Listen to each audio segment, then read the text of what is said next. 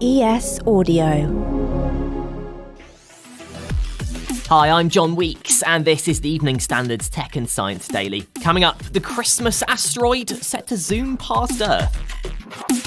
But first, today we're discussing the growing intellect of artificial intelligence and what it means for the future. As AI continues to develop and evolve, we're seeing a rise in advanced technologies that are starting to rival and even surpass human intelligence. But what does this mean for our society? Will AI ultimately become a force for good, or will it pose a threat to humanity? Well, what if I told you all that was actually written by a piece of AI software? ChatGPT, the chatbot everyone seems to be talking about, actually wrote that introduction for me in a matter of seconds. The bot was created by OpenAI, who say it's designed to answer follow-up questions, admit its mistakes, and challenge incorrect phrases. Since it launched last month, questions have been raised about whether it can challenge Google or even replace people like teachers and even journalists.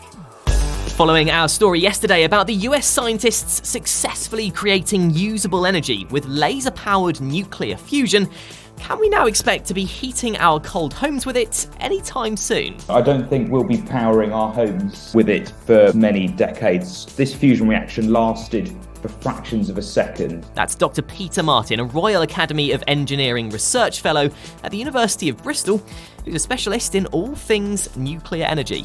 The lasers are firing for fractions of a second, so we need to get more of a rep rate, we need to refuel it, we need to keep the plasma stabler in this kind of radiation vessel for longer. Dr. Martin told us how similar experiments are being carried out in the UK. We're doing it via a different method, kind of inertial electrostatic confinement, where we heat a torus of plasma, opposed to these kind of laser-driven approaches. But it's really exciting the US have done this. The US breakthrough was made at California's National Ignition Facility, where 192 huge lasers generated more power than was put into the process for the first time.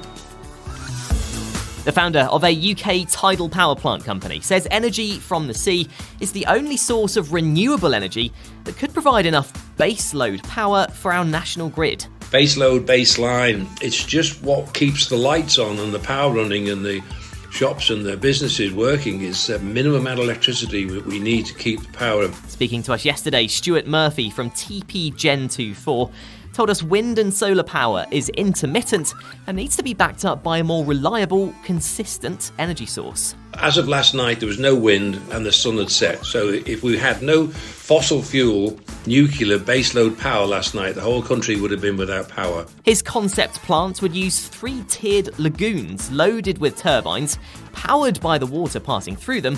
The system, he says, could generate enough electricity to power 800,000 homes. The UK government's currently focusing on new nuclear power to provide that baseload power. But Stuart told us compared to his tidal tech, the planned Hinkley C nuclear plant is too expensive and time-consuming. It's £30 billion.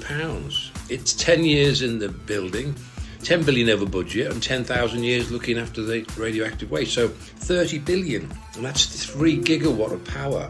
We can build one for 10 billion, of 6 to 9 gigawatt of power. Now, an asteroid over 450 feet wide is set to zoom past Earth this week. The chunk of flying space rock, obviously nicknamed the Christmas asteroid, will come within 420,000 miles of Earth on Thursday. Luckily, there's no risk to life, but skywatchers in the southern hemisphere will enjoy the best sight of the asteroid, called 2015 RN35. So what kit do you need to spot it? Well, the European Space Agency says you'll be able to get a pretty good view with telescopes of 11 inches and bigger. Researchers in Israel have developed gene-edited hens that only lay eggs, which later hatch as female chicks. It's thought the breakthrough could prevent the death of millions of male chicks, which are culled shortly after being born because they don't lay eggs. Scientists at the Volcani Institute near Tel Aviv achieved this by gene-editing DNA in the hens, which they say stopped development of male embryos in eggs that were laid. The DNA change is activated when the eggs are exposed to blue light for several hours. Coming up, hope for a cancer vaccine. Plus, could the Matrix-style birth pods actually become a reality? Why not hit follow and give us a rating during the break? Welcome back. Pharmaceutical firms Moderna and Merck have been working on personalised cancer vaccines that use the same mRNA technology that was first used in COVID jabs. They're designed to prime the immune system to respond to a person's specific type of cancer tumour.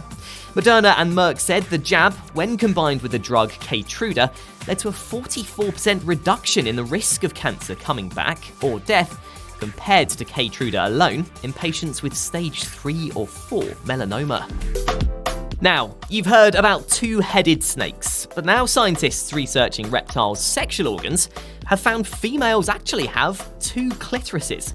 A study published in the Proceedings of the Royal Society journal showed the two individual clitorises were found hidden in the tail and were separated by tissue.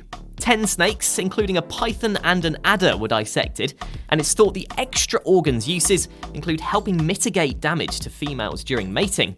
Researchers from the University of Adelaide say previous studies misdiagnosed the double clitoris, suggesting a taboo around female genitalia. And finally, if you've seen The Matrix, remember those weird slimy birth pods Neo found himself in, hooked up to all those tubes? Well, now a German startup has released a concept video suggesting thousands of fetuses could be grown in a very similar looking facility. Ectolife says it would mark the next phase of IVF technology for couples unable to conceive a baby naturally, with the pods providing nutrients as the fetus grows.